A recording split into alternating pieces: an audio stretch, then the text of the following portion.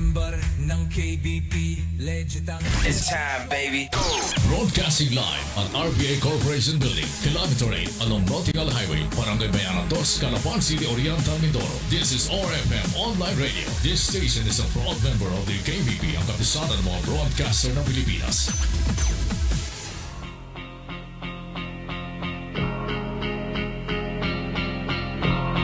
Kabarangay, kalipunan ng mga balita at talakayan ng mga kaganapan sa barangay. Kabarangay! Kabarangay! Kabarangay! Kabarangay! Walang pinapanigan, taliwas, lahat ibubulga. Anumang batas na sinuway, wala na tong hupay na susuriin. Isasalin sa publikong banta. Kay Pinto Poras ang taliwas, dapat lahat maghanda. Mga kusetong binatay, programang pinalakay. Sa kabarangay lahat patay, taliwas idadamay. Wala nang pero-pero, hindi to kapareho. Tito Poras mas matibay pa sa tibay ng kongreso. Nasaan na ba? Nasaan na ba? Nasaan na ba? Nasaan na ba? Ang pagbabago na nais na makamit. Ano pa ba? Ano pa ba? Ano pa ba? Ano pa ba? Ang kailangan natin upang ipalit ang gobyerno na nais natin mabago. Tito Poras ang nagplano para sa ating konsepto. Upang sugpuin, pag-usapan ang tungkol sa kalikasan kontra terorismo, korupsyon at katiwalian. Lagi na sa atin ang alak, gaganda ang buhay kung susunod tayo sa batas. Ang programa na tumatalakay sa barangay. Kabarangay, kabarangay, kaaway ng kahirapan at ng katiwalian. Kabarangay, kabarangay, kakampi ng mahirap at tabi. Kabarangay, kabarangay, galit sa magnanakaw at umaabuso. Si Tito Poras ang sumbungan mo. Kabarangay, kabarangay, ito ang programa na may puso sa masa. Mga ngalaga sa kalikasan para sa panibagong pag-asa. Kabarangay, kalipunan ng mga balita at talakayan ng mga kaganapan sa barangay.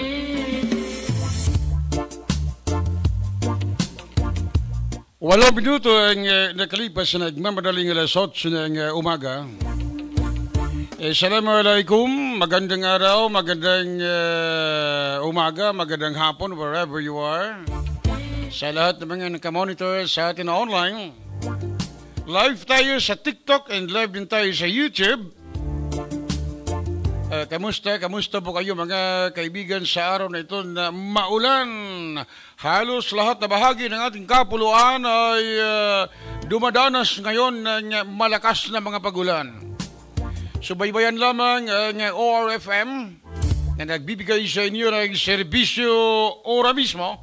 Ito ang programang Kabarangay. Alas 8 hanggang alas 9 ng umaga, samahan ninyo ako sa pagtalakay ng mga mainit, mga bagay na mga nagbabagang usapin sa lalawigan ng Oriental Mindoro, and of course, sa buong kapuluan na umaapekto sa pang-araw-araw natin na pamumuhay.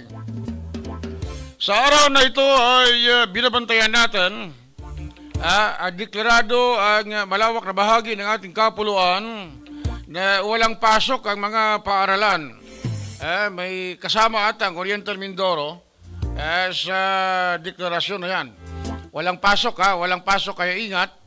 Ang mga bata naman ay porke wala kayong pasok, abay huwag naman magtampisaw sa ulanan sapagkat sa mga oras na ito bawal na bawal ang magkasakit. Kamusta kaya mga areas, mga barangay na merong banta ng mga pagbaha? Walang tigil ang mga deliberasyon, ang mga investigasyon, ang hearings sa sangguniang panlalawigan. There are other schedules na nakaantabay pa. Naway matapos na ang mga deliberasyon na yan. At along the way, mayroong magtanggap ano ang nararapat. Huwag yung magkanong tinanggap Well, 10 minutes down 8 in the morning, tanggapin muna natin ang mga updates sa mga report mula sa Pag-asa DOST.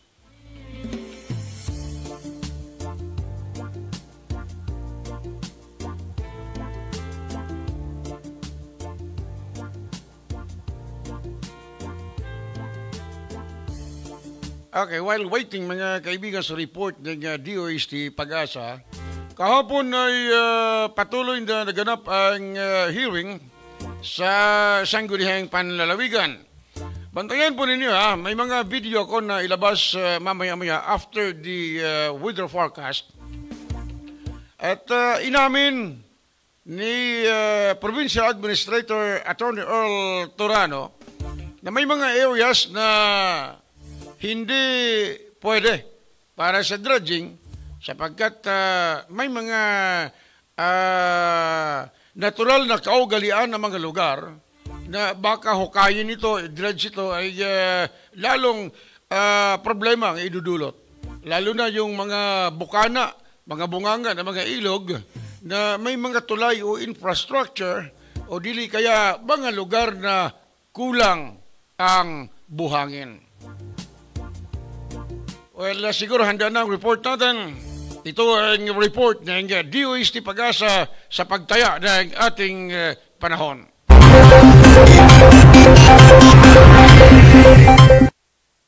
Magandang umaga Pilipinas, narito ang data sa lagay ng ating panahon. Update muna kay Bagyong Dante. Huling nakita yan sa layong 880 kilometers silangan huyan ng extreme northern Luzon at taglay pa rin ang lakas ng hangin umaabot sa 55 kilometers per hour near the center at pagbugso ng hangin na umaabot sa 70 kilometers per hour. Kumikilos ito pahilagang kanluran sa bilis na 25 kilometers per hour. At kung makikita nga po natin sa ating latest imagery ng satellite imagery ay malayo po ang sentro nito sa ating kalupaan. So hindi po ito nakakaapekto sa namang bahagi ng ating kalupaan in terms of wind o hangin niya. Kaya sa nakita po nating analysis sa mga susunod na oras at araw ay hindi rin po ito makakaapekto yung hangin nito kung kaya't hindi po tayo nagtaas ng signal sa anumang bahagi ng ating archipelago. Samantala, ang nakikita po nating concern dahil dito kay Dante ay yung kanyang lokasyon at posisyon po ay very favorable para makapaghatak pa or makapag-enhance pa lalo ng habagat sa malaking bahagi ng ating bansa. At yung habagat po na yan, siya pong nagdudulot ng mga pag-ulan sa malaking bahagi po ng Luzon at ilang bahagi ng Visayas. Samantala, update din sa LPA na nasa extreme northern Luzon. Huling nakita yan sa karagatan ng Calayan Islands, Calayan, Cagayan. At sa nakikita po nating analysis ngayon, mataas na rin ang tsansang mabuo ito bilang isang bagyo in the next 24 hours. At kung maging bagyo po ito, ay papangalanan po natin itong si Bagyong Emong. At by the time na kung ito po ay maging bagyo, ay agad-agad po tayong magtataas din ng signal sa ilang bahagi ng Northern Luzon dahil sa proximity nito o dahil malapit nga din po ito sa ating kalupaan. So nakikita po natin sa ating analysis, posible po na galing dito sa Balintang Channel ay bababa po ito dito sa may karagatan ng Ilocos Region and then eventually po ay babalik po ito pahilagang silangan. Kaya mag-antabay po tayo sa magiging updates ng Pag-asa dahil crucial po ito at bukod sa signal, posible tayong magtaas ng signal sa ilang bahagi ng Northern Luzon ay maghahatak pa rin ito ng habagat o southwest monsoon. Samantala, meron pang LPA o isang another low pressure area sa labas ng ating area of responsibility. Huling nakita yan sa layong 2,525 kilometers silangan ng Eastern Visayas. Pero sa kasalukuyan, as you can see po, napakalayo po nito. So, nasa labas pa po yan ng PAR. At sa ngayon, mababa naman ang tsansang pumasok po ito ng ating area of responsibility. Gayunpaman, patuloy po tayo mag-monitor sa magiging updates ng Pag-asa ukol dito. Samantala, para naman sa ating forecast track, in the next 24 hours, posible pa rin ho na nasa layo na po ito ng 685 kilometers hilagang silangan ng Itbay at Batanes. And in the next 12 hours or within today din, pwedeng mag-intensify o lumakas pa ito into a tropical storm category. In the next 48 hours, posible po na nasa labas na ito ng ating area of responsibility sa layong 600 kilometers hilagang silangan huyan ng Itbay at Batanes. And on the 30 or 72 hours, nasa layo na po ito ng 640 kilometers northeast of Itbay at Batanes. And even this time na nasa labas na po siya ng PAR, posible pa rin po itong mag-enhance ng habagat na makakaapekto sa malaking bahagi ng Northern Luzon at Central Luzon. On the 4th day naman, nakikita po natin posible maging LPA na lamang ito at nasa layong 660 kilometers hilaga ng Itbay at Batanes. In effect pa rin ho ang ating weather advisory sa malaking bahagi ng Luzon. As you can see, ay halos buong Luzon nga po may weather advisory at ilang bahagi po ng Western Visayas. So, umpisan natin yung more than 200 millimeters of rainfall. Posible pa rin sa araw na ito dito sa Zambales, Bataan at sa Occidental Mindoro. So, malawakan o widespread na mga pagbaha pa rin ang pwede po maranasan ng ating mga kababayan doon dahil sa halos patuloy na pagulan na dulot ng habagat. Samantala, 100 to 200 millimeters of rainfall naman ang pwedeng maranasan sa araw na ito dito sa Benguet, Pangasinan, Tarlac, Pampanga, Bulacan, Metro Manila, Rizal, Cavite, Laguna at maging sa Batangas. Habang 50 to 100 millimeters of rainfall naman ang pwedeng maranasan doon sa Ilocos Norte, Apayao, Abra, Kalinga, Mountain Province, Ilocos Sur, at maging sa La Union dahil po sa epekto ng low pressure area na nasa extreme northern Luzon. At dahil naman sa habagat, possible din ang 50 to 100 millimeters of rainfall sa Ifugao, Nueva Vizcaya, Nueva Ecija, Bulacan, at maging dito po sa Quezon Province, Marinduque, Oriental Mindoro, Romblon, Masbate, Antique, dito sa Iloilo, Palawan, Catanduanes, Camarines Sur, Albay at Sorsogon. By tomorrow, possible pa rin ang matitinding mga pagulan dito po sa Zambales at Bataan dahil pa rin huyan sa habagat. And then 100 to 200 millimeters of rainfall naman ang pwede pa rin maranasan by tomorrow sa Ilocos Sur, La Union at Benguet dahil po sa low pressure area o sa sirkulasyon na nasa extreme northern Luzon. And then dahil sa habagat ay 100 to 200 millimeters of rainfall pa rin ang pwedeng maranasan sa Pangasinan, Pampanga, Bulacan, Metro Manila, Rizal, Cavite, Laguna, Batangas, at Occidental Mindoro. Habang yellow naman of 50 to 100 millimeters of rainfall sa Ilocos Norte, Apayao, Abra, Kalinga, Mountain Province, Ifugao, Nueva Vizcaya, Nueva Ecija, Tarlac, dito sa Quezon Province, Marinduque, Oriental Mindoro, Romblon, Palawan. And sa third day or in the next third day, doon po sa araw po ng Friday, posible pa rin ang 100 to 200 millimeters of rainfall sa Ilocos Norte, sa Abra, sa Apayao, Ilocos Sur, La Union at Pangasinan, maging sa Zambales at Bataan. Habang 50 to 100 millimeter of rainfall naman sa Kalinga, Mountain Province, Ifugao, Benguet, Tarlac, Pampanga, Bulacan, Metro Manila, Rizal, Laguna, Cavite, Batangas, Occidental Mindoro, maging dito po sa lalawigan ng Palawan. At dahil pa rin sa habagat ay posible pa rin ang mga pagbugso ng hangin. Paminsan-minsang pagbugso ng hangin any time of the day. Sa araw na ito, dito sa Batanes, Babuyan Islands, Ilocos Region, Zambales, Bataan, Bulacan, Aurora, Metro Manila, Calabarzon, Bicol Region, Mimaropa, Visayas, Zamboanga del Norte, Misamis Occidental, Lanao del Norte, Camiguin, Dinagat Islands, Davao Occidental at maging sa Davao Oriental. Bukas naman, yung mga pagbugso ng hangin na ito ay pwede ring maranasan sa Ilocos Region, Abra, Benguet, Central Luzon, Metro Manila, Calabarzon, Misamis, Bicol Region, Mimaropa, Visayas, Zamboanga del Norte, Misamis Occidental, Lanao del Norte, Camiguin, Davao Occidental at maging sa Davao Oriental. Habang sa Friday, posible ito na maranasan sa Ilocos Region, Cordillera, Administrative Region, Cagayan, Isabela, Quirino, Nueva Vizcaya, Central Luzon, Metro Manila, Bicol Region, Mimaropa, Visayas, Zamboanga del Norte, Misamis Occidental, Lanao del Norte, Camiguin, Davao Occidental at Davao Oriental.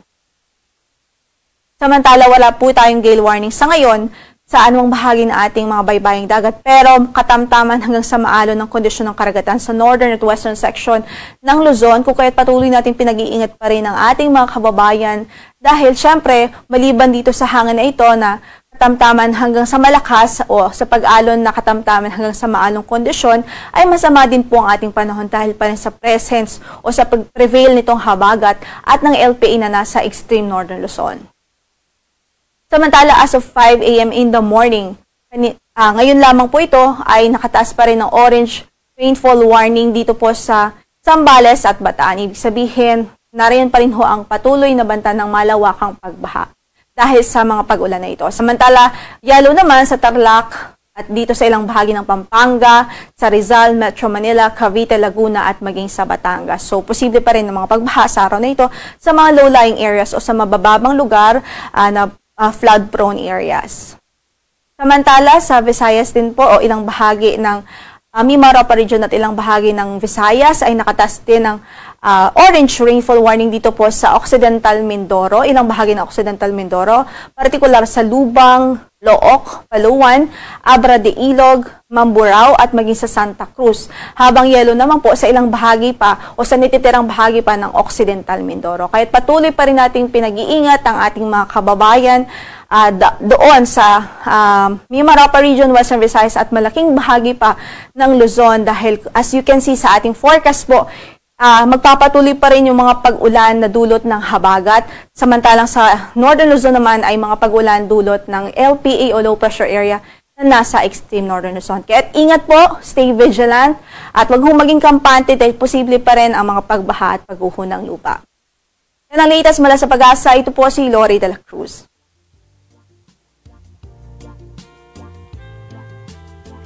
Ayan sabi ng DOST Pag-asa, huwag maging kampante sapagkat ang Oriental Mindoro ay nasa yellow rain warning pa tayo. So ibig sabihin that's around 50 to 100 mm ng pagbagsak ng ulan. And expect natin ang malakas na mga ihip ng hangin. Nako, kawawa na naman ang mga may sagingan ito.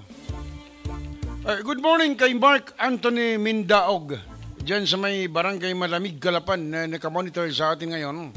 At sa lahat ng mga sumusubaybay sa program, good morning. Magkape na tayo sapagkat malamig ngayong umaga.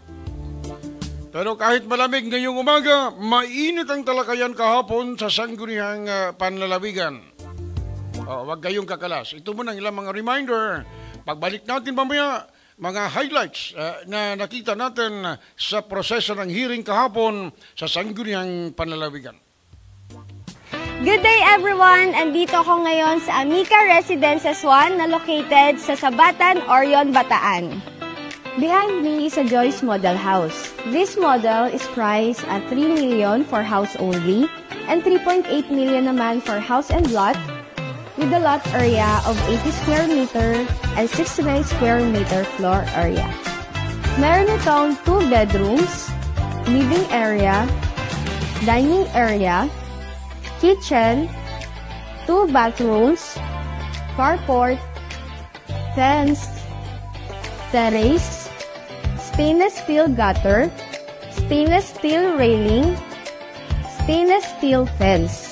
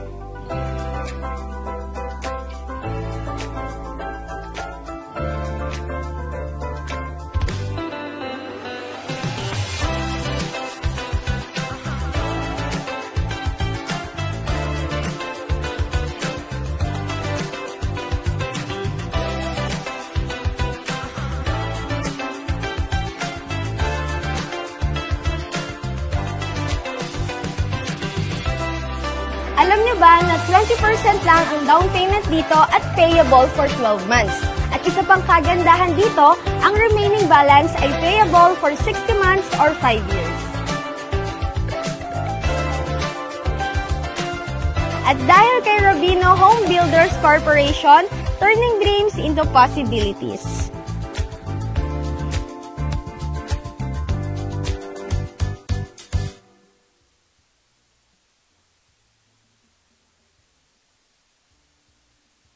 At syempre, hindi mawawala ang kanilang Amica Mart.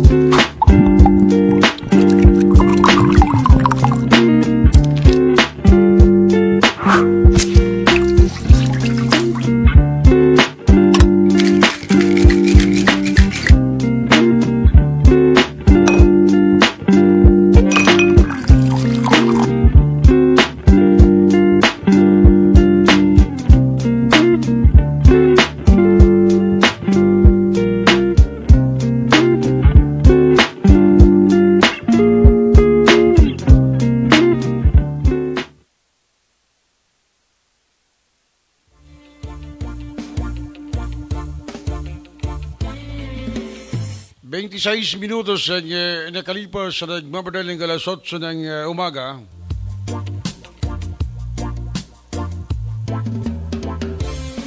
Abay, ang mga lugar na binaha, ang mga political districts na nakakaranas ng mga pagbaha ay makakatanggap ng 10 milyon. 10 million ayuda galing sa kay Speaker Romualdez. Sa mga kalamidad katulad nito, ang bilis, no? Thank you. Sana ganun din kabilis sa mga ayuda na ibibigay ninyo sa mga magsasaka at mga mangingisda. Nakasuspende ang klase ngayon sa malawak na bahagi ng ating kapuluan. Metro Manila, Bulacan, Cavite, Rizal, Laguna, Zambales, Pampanga at iba pang mga areas. Reminder, dalawang low pressure area ang minomonitor ngayon ng Pag-asa at ito ay nasa loob ng Philippine Area of Responsibility, although kanina sa report ng DOST Pag-asa malayo ang posibilidad na maging bagyo. Ang problema lang ay patuloy na humahambalos ang habagat, kaya maraming areas din ang nasa mataas na level ng rainfall warning. Again, ang Oriental Mindoro ay nasa yellow warning. Kaya ingat po tayo. Niyanig naman ng 4.7 lindol ang Antique, Lunes ng gabi. At itong lindol, panahon meron araw-araw meron, pero maliliit. Pero itong mahihina, itong sa Antique 4.7. Naway, huwag mo nang gayon. Nasa labas ng bansa ngayon si Pangulong Bongbong Marcos sa Washington, D.C. para sa kaniyang 3 araw na opisyal na pagbisita sa Estados Unidos. Well, isa sa mga minomonitor natin ay ang kung ano maging resulta ng usapan nila ni Pangulong Donald Trump kaugnay sa ipinataw na 20% na taripa sa mga produkto na binibenta o dinadala ng Pilipinas sa Amerika.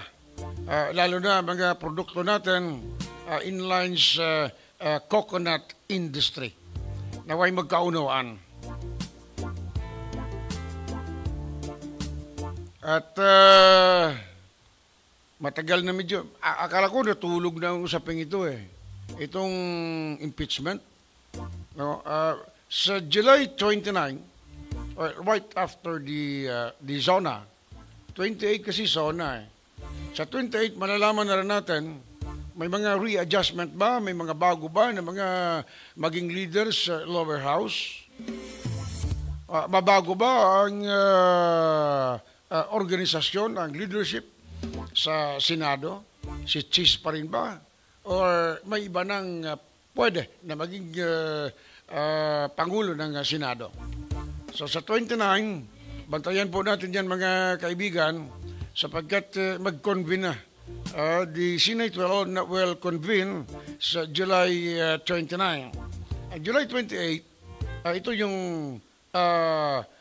SONA ng Pangulo, State of the Nation Address. Binabantayan din natin ang SONA na ito sapagkat sa 28 daw ideklara ng Pangulo kung tuloy ba o iatras ang schedule ng barangay and sangguniang kabataan elections. Marami ang bumabantay nito. Well, in fact, may ilan ng mga personalidad na nangangampanya na nga nagpaparamdam na. Yung noon hindi makikita sa mga barangay. Ngayon, nakikita mo na nagwawalis, naglilinis ng mga kanal, pumupulot ng mga basura, kaugnayan sa darating na barangay and SK election sa December 1. That is kung hindi iatras, hindi i-resced, batay sa Senate resolution, sa Senate bill na ipinasa kung yan ay lagdaan ni Pangulong Bongbong Marcos. But according to standard, kahit hindi ilagdaan pero magkaroon ng 30 days lapse ibig sabihin maging batas yan.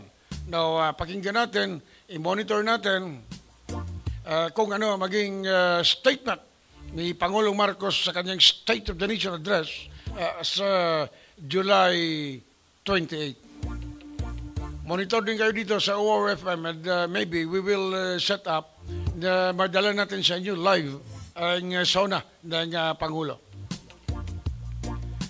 Sa mga ginang ng tahanan at mga kasama natin dyan na ginagawang orasan ang radyo, 32 minutos na nakalipas sa alas 8 ng umaga.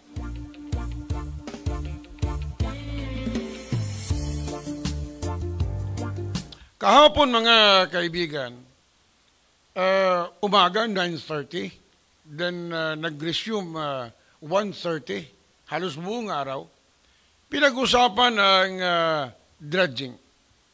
Marami mga aspeto, legalidad, pagpapaliwanag, at kung ano-ano pa ang napag-usapan. Ang bottom line, legalidad at pagka-objektibo ng mga plano for flood mitigation sa lalawigan ng Oriental Mindoro. May mga nagsasabi na ang river restoration through large-scale dredging sa mga napili na kailugan ng lalawigan ay isang front activity lamang for sand mining.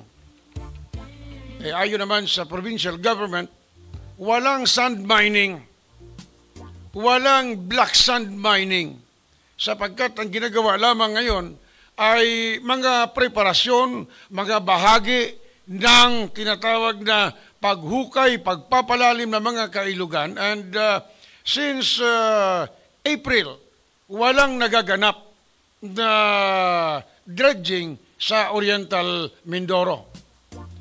Ang last lamang na test dredging ay yung 4 na barko for boatload na buhangin na kinuha doon sa may Balite, Gloria. Wala na. Now, may mga areas, inaliwanag ni Attorney Earl Torano, ang provincial administrator ng lalawigan.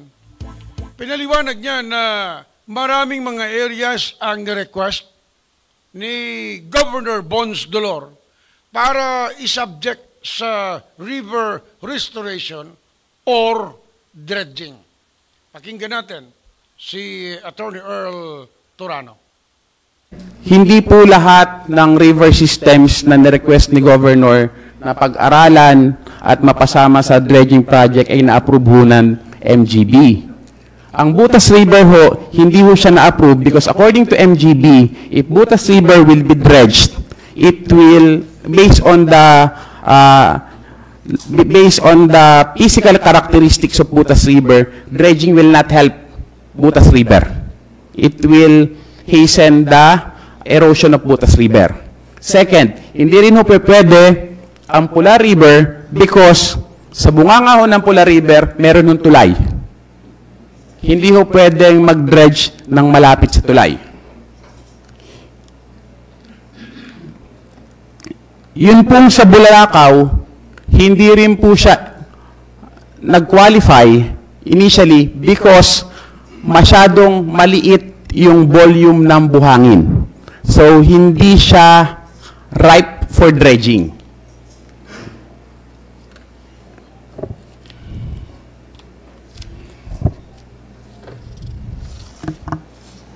Attorney Torano, yes, sir. When you say not ripe for dredging because maliit yung volume ng buhangin,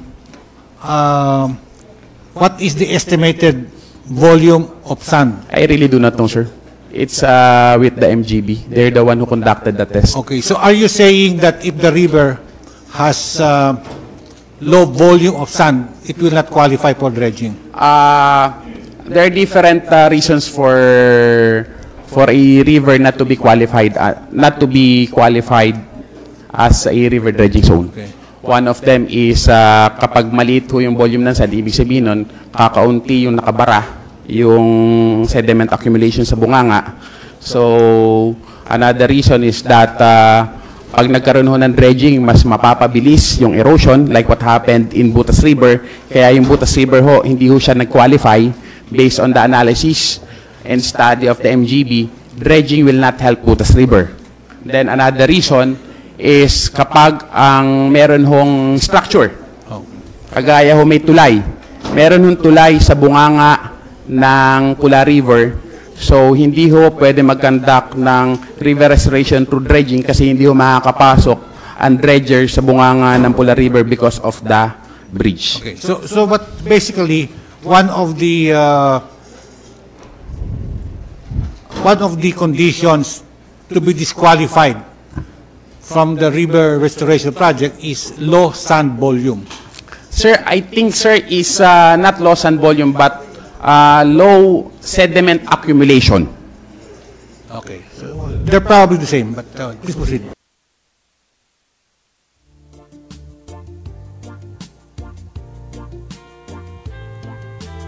Good morning kay Raul Alvarado. Kasamang Raul Alvarado, nanonood sa atin at nasa Bulalakaw area sa ngayon. Timing, sapagkat bahagi ng video na pinalabaso natin, hindi daw pwede i-dredge sa ilog dyan. I think that's Kawakat area, no? Na hindi pwede i-dredge sa ilog dyan sapagkat kulang ang buhangin. Kulang ang sediments na walang gaanong bara ang bunganga ng ilog. Kaya, pero medyo nadulas doon, ano? Sometimes, you know, tama yung sabi ko sa iyo, Attorney Earl, sometimes in the process, the runner stumbles. Pero tama yan. Ang pinag-uusapan doon na kulang ang buhangin, hindi ganon kakapal ang sediments sa may bunganga ng ilog, kaya hindi pwede na i-dredge ang area na yan. At the same time, yung ibang areas, may mga structures, kaya hindi pwede i-dredge. At, you know, ang dredging kasi, kinukonsider palagi ang geographical characteristics ng area para na ang mga aksyon, baka mamaya hinuka yan, imbis na bigyan ng solusyon ng problema ay lalong pinadali ang paglala ng problema. Para bagang gusto mong patayin ang sunog sa pamamagitan ng pagbuhos ng gasolina. Anyway, so that's the fact. Now, along the way kahapon, nagkaroon din ng mga palitan ng kuro-kuro hinggil sa legalidad at mga batayan ng kung ano ang batayan ng mga batas sa mga aksyon. Sabi ni Attorney Manny Buenaventura, Chairman ng Committee on Laws, at the same time floor leader ng Sangguniang Panlalawigan, ang pagbigay ng notice to proceed and operational permit sa dredging is null and void, may depekto sapagkat may mga teknikalidad. Ayon naman kay Attorney Earl Turano, abay, as long as the ECC stands, as long as that the basic laws stands, hindi po lahat ng river systems na nirequest ni Governor na pag-aralan at mapasama sa dredging project ay na-approve ho ng MGB. Ang Butas River ho, hindi ho siya na-approve because according to MGB, if Butas River will be dredged. I clarified with you that when you talk about the provincial government, it is both the executive and the legislative. That provision of Section 1 does not refer to the provincial governor. It is clearly stated there, provincial government. In other words, based on this circular and the law, the operations permit and the notice to proceed by the governor is defective. Because it lacks, it talks about the provincial government, it does not talk about the provincial governor. Sir, And the Sangguniang Panlalawigan has not not authorize the provincial governor to issue that permit and notice. Sir, I would beg to disagree because the 11th Sanggunian issued a resolution giving a conditional no objection to the project, sir. So to us, to our mind, that is enough authority for the governor. That is not correct because that is only a resolution of no objection. But in any event, that resolution has already been withdrawn and cancelled by the Sangguniang Panlalawigan. So if you are saying that the notice to proceed and operations permit were based on the Sangguniang Panlalawigan resolution of the 11th Sangguniang Panlalawigan, then it is clear that as of this time, the operations permit and notice to proceed cease to have any basis and can no longer stand to support the program or the project. Sir, this is our official statement on the matter. As long as the ECC stands, as long as the dredging clearance stands, as long as the dredging master plan stands, as long as the accreditation issued by the NGB stands, and as long as the agreement between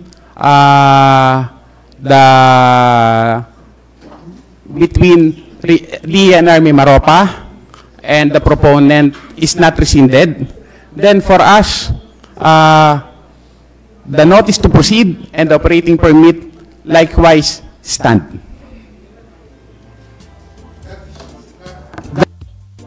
So yun, malinaw ha, ang palitan nila. Ang contention dito ni Attorney Manny Benaventura, ang ibinigay ng mga dokumento galing sa DNR, ang sabi, provincial government. Pag sinabi mo na provincial government, dalawa yan. It is the executive and the legislative. Hindi sinabi na provincial governor. So, ibig sabihin, ang kung ano man na hakbang na gagawin ng provincial governor must always have the authority, a resolution, kapangyarihan na ibibigay ng Sangguniang Panlalawigan. And, yun kasi ang proseso. Magbigay ka ng operational permit, magbigay ka ng notice to proceed, dapat may suporta palagi yan mula sa Sangguniang Panlalawigan. Now, ang ikalabing dalawa, the 12th Sangguniang Panlalawigan, kinansila, sinuspende ang resolution noong ginawa noong 11th Sangguniang Panlalawigan. And going back sa nabanggit na resolution, conditional yon. Inaprubahan na hindi harangin ang nabanggit na dredging operation as long as may mga conditionalities.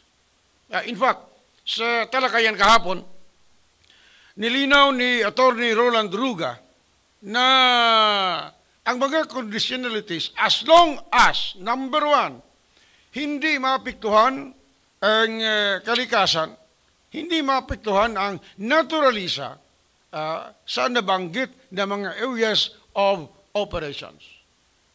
Now, ang contention dito ng ilang mga environmentalist, mentioning pala ng mga environmentalist, marami pala ang mga deklarado na mga environmentalist dito sa lalawigan ng Oriental Mindoro. Iba-ibang mga grupo. Pero sila, hindi din united. May kanya-kanyang pataasan din ng ere. With this statement, tingin ko, ang daming mag-react. But unless otherwise, guys, kayo na mga deklarado, mga environmentalist, mag-unite, magkaisa, at huwag magkanya-kanya, you will have the force. Pero kung ganyan, mga sagad sa masa, yung iba naman, mga theorist, mga doon, di libro, di kampanilya, nothing will happen. Now, ang punto natin dito, ang mga conditionalities, may nag-question dito. Yung pag-issue ba ng ECC, ng Environmental Certificate Clearance, wala bang violation doon?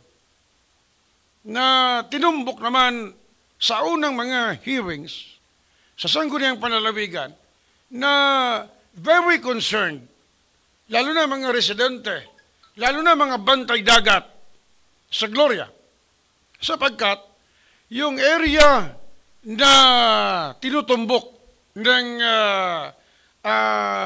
pagsagawa ng tinatawag pa lamang na navigational route, dadaanan ng barko. Imagine, almost 100 hectares.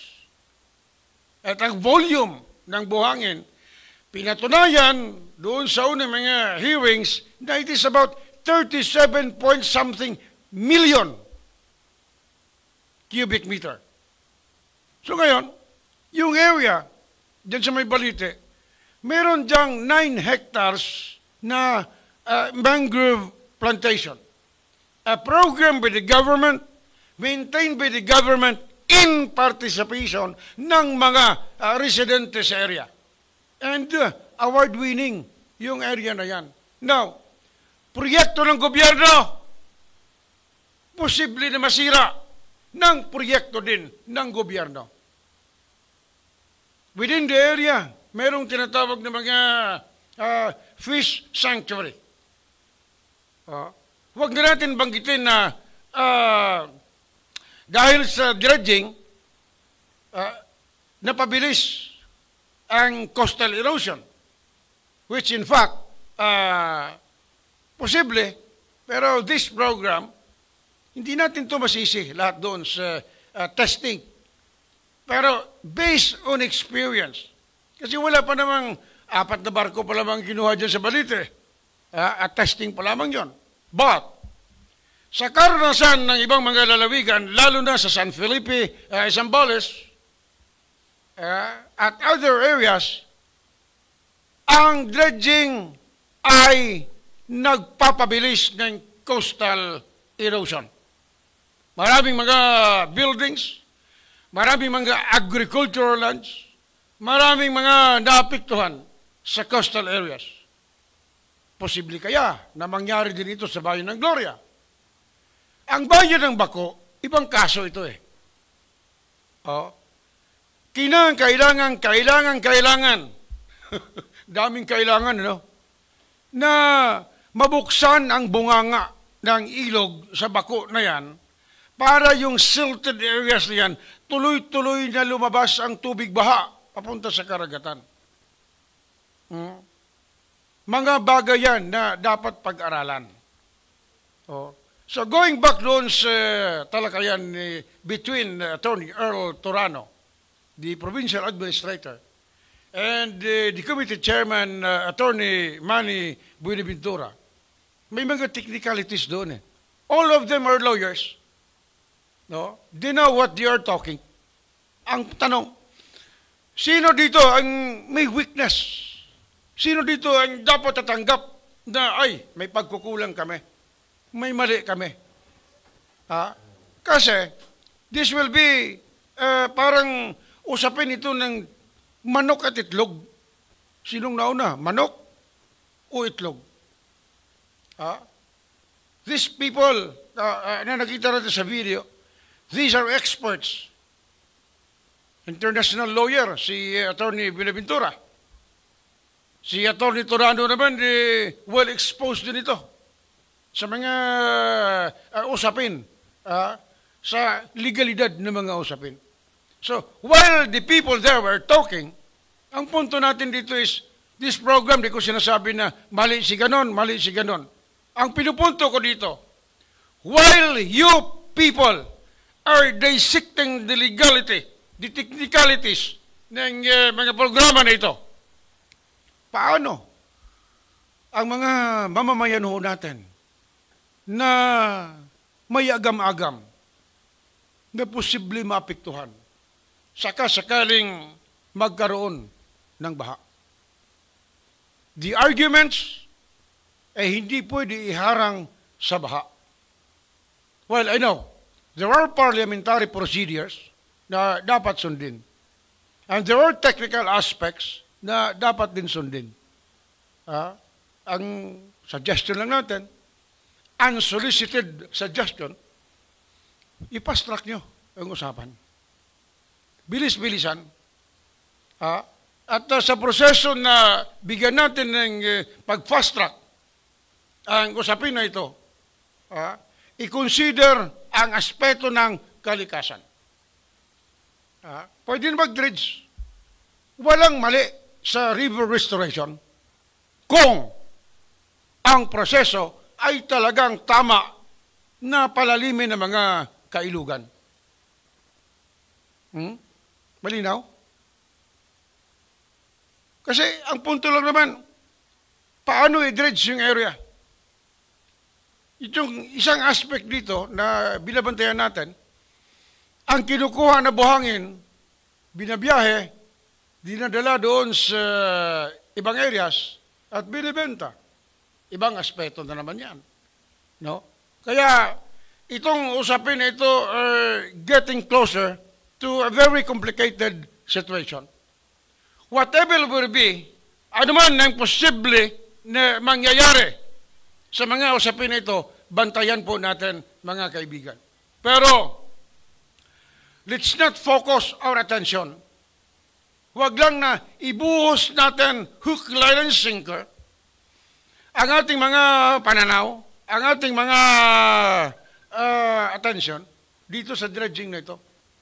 Meron pa mga seryoso na mga bagay sa lalawigan ng Oriental Mindoro na nangangailangan ng kagyat na atensyon ng sangguniang panlalawigan, ng governor, ng local government units. Brownout. Supply ng kuryente. Mabigat na usapin yan. Yung kalagayan sa kalusugan ng ating mga mamamayan na ang common denominator dyan, stable na source of income, stable na livelihood para sa nakakarami. Yes, eh? Kaya nga, while having the break doon sa session kahapon, kausap ko yung ilang mga board members. Sabi ko, do you have, meron bang isang konkreto na master plan sa larangan ng agrikultura? Sapagkat kung walang komprehensibo na plano ang anumang bagay na pinapatupad na pag nakita, ay ito maganda, ipatupad natin, ito maganda, we will implement this. This will not solve the problem. Sapagkat pag hindi mo tingnan ang buod ng problema sa isang aspeto ng pamamahala, you could not solve the problem. Band-aid solution?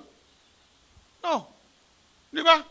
Kaya nga, we have the Republic Act 7160, the Local Government Code of 1991, stating that dapat merong partisipasyon ang mamamayan sa pagbuo ng kung ano mga plano at proyekto na ipinapatupad sa kanilang mga lokalidad.